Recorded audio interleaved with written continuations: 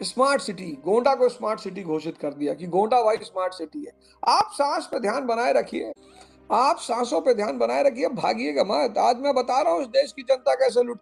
अब सरकार ने कहा कि भाई गोंडा स्मार्ट सिटी बनेगा, तो गोंडा स्मार्ट सिटी बनेगा तो पैसा आएगा 5,000 करोड़। पता नहीं कि इंफ्रास्ट्रक्चर का मतलब क्या होता है। करते थे चाचा, अंग्रेजों ने इस देश की भूमि को, जमीन को प्राइवेट, देखो अंग्रेज कैसे लूटते थे इस देश की जनता को, क्या सिस्टम सेट कर रखा था उन्होंने। जमीन की, अब अंग्रेजों ने क्या किया, जमीन को व्यक्तिगत संपत्ति, प्राइवेट प्रॉपर्टी बना दिया। अब अवध ओझा के पास 10 बीघा जमीन है, अवध, और सूखा पड़ गया, बारिश नहीं हुई, फसल बर्बाद हो गई। अवध ओझा के पास पैसा नहीं है कि वो टैक्स जमा कर दे,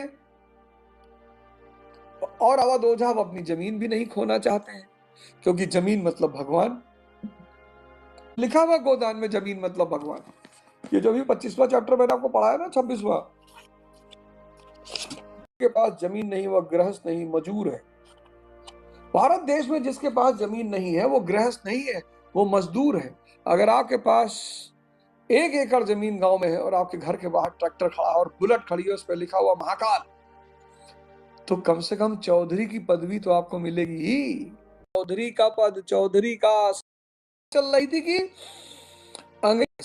अंग्रेजों ने भारत की जनता को लूटा कैसे, और आज के नेता कैसे लूट रहे हैं। आप समझिए, दोनों पैरेलल समझिए। बहुत बड़ी बात बता रहा हूं, वो किसी की नजर में है नहीं। न चौरहार्यम न भ्रात भाज्यम, न वे करते वर्धते एवं नित्यम, विद्याधनम सर्वधनम प्रधानम। मेरे ऊपर ईडी सीबीआई का कोई मतलब ही नहीं है।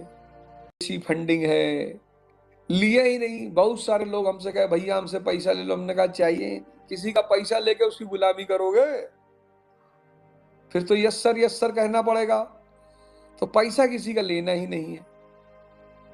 जितनी जरूरत होती है मालिक उतना पहुंचवा देता है, बात खत्म। चारों तरफ इतने लोग बैठे हुए, कुछ ना कुछ पैसा सब लोग भिजवा ही देते, तो कोई चिंता की बात ही नहीं है, पैसा आ ही रहा है।